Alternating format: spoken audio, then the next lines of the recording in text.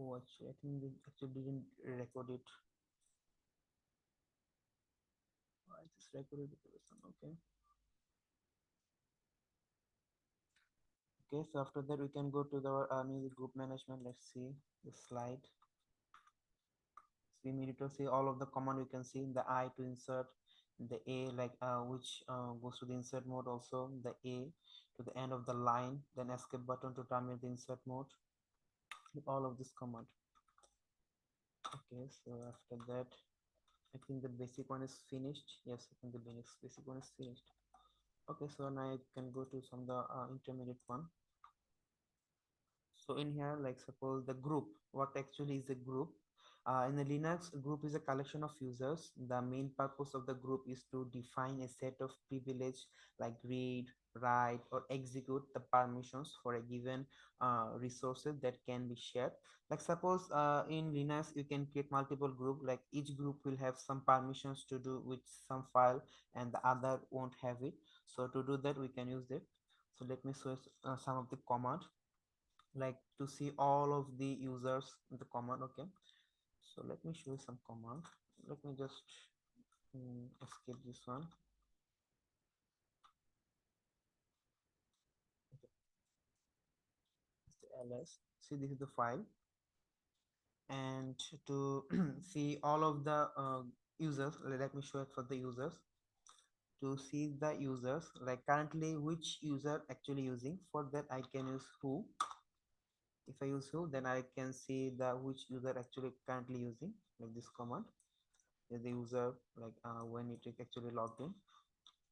After that, I can use the last command to see last which user actually logged in here, like this September 8/16 time, like in which time also. So to see all of the users that actually in your project in here, so to do that I have to the cat, then etc, then in password. And this one is actually the cat etc is in the root folder of your project. Okay, it is in the root folder. So that's why we didn't assign the home and other thing. It's actually in the root folder. See, the user is currently this Ubuntu. This Ubuntu is the current user right now. There is no other user. So we can also add new user. So to add a new user, what we can do, we can use sudo, then add user, this command, and we have to give the username. So suppose my name is Ashik. Let me give my name. Okay, then Ashik. If I enter, then it will ask you password. You can give the password anything you want. Let me give it my password.